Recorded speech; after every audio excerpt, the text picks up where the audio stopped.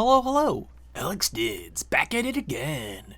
Today I wanted to go over the Archives and Rift, Withering Blight event, and new cosmetics. This video will be a general discussion on how I feel about all the new content, so without any further ado, let me just get into it. The past few months for Dead by Daylight have been wild.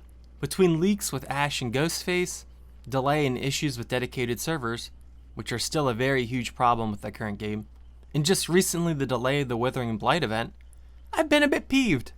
Gotta say, just a little bit peeved. I was especially frustrated this time around because behavior just hasn't been able to get it right for a while now. I thought this event for sure was going to happen after Halloween, defeating the entire purpose of having a holiday event. The fact they even decided to merge the holiday event and Archives Rift in tandem is bold, considering their track record. But they did it. They actually did it. Despite the small setback, I feel much better about the entire situation. I'm glad they postponed the event to get it right, and I'm super glad they managed to get it out before Halloween. It would have been way worse if the Archives and Rift were released with issues. Well, sorta happened initially, but they got it out within an hour or so. Regardless, good on behavior for getting it right. The Withering Blight event has changed almost completely. No longer is there an in-game objective like last year. Instead, we get the usual event hooks and generators. Yay! I'm fine with them, but the reward is pretty lackluster, and in no way do they give you any event currency. Just to clarify, I'm talking about how you purchase Withering Blight cosmetics, which in total grants you 2 full cosmetic sets. Poggies! The event currency is given through the Archives and Rift, which is great but really put a dent in the holiday event. Unintended rhyme. Anywho, what you do get is a 3k blood point reward per activated generator or hook. If I recall correctly, events past gave at least 4,500 blood points versus the 3k we're getting now. It's very possible they didn't want to give too much out with the double blood point event going on. Problem then is that it isn't a pressing matter to throw up the Pusula petals at the start of a round. If anything, it's been a chore to get people to make sure to use them. It's hard to complain though when you realize they're giving you amazing cosmetics practically for free. However, the spooky flashlight and medkits are frequent throughout the bloodwebs, which helps ease the pain. If you're looking to stock up on the holiday item exclusives, now's the time. They're plentiful.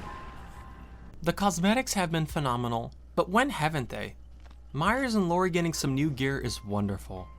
Now you can play as pantless Myers chasing someone around with a giant screwdriver or pipe.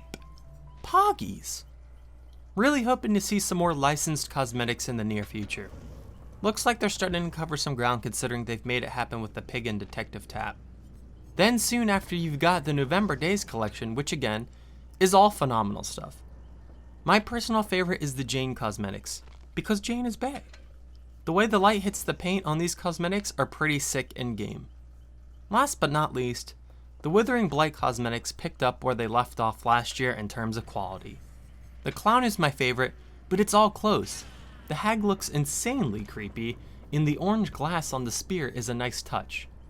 Probably the only cool thing about seeing Spirit in-game is the chance of having her using the Withering Blight cosmetic. Wait a minute. Even then, who the hell ever wants to see the Spirit? Yeesh. First the nurse, Spirit next? Yes? We can only hope.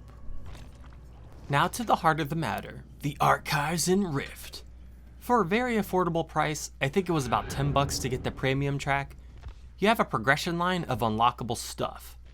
This stuff consists of cosmetics, auric cells, and charms. There's still accessible loot for free, so even if you didn't buy what's essentially a battle pass, there's something there for you. So what are these charms that I just mentioned? They're a new way to customize your survivors and killers. Personally, I don't find the charms that magnificent, but some I find are really cool. The vial at the end of the rift is going to be amazing. To unlock this content, you must go through the Archives, which is a free quest line to all players.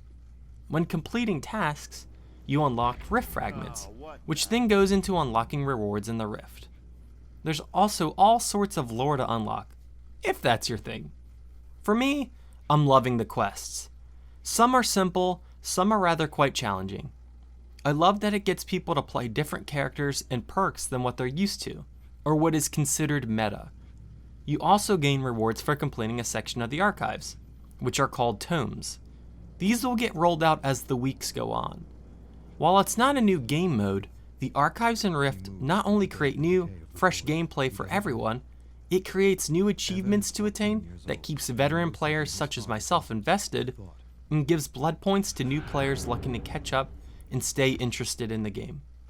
All of this at a very generous price, which Behavior has been solid at doing for its player base ever since the game was released. Easily an A+ review, 10 out of 10. That's going to be it for this video. Thank you for watching, and as always, I encourage you to formulate your own opinions by diving into the archives in Rift for yourself. Have a great day.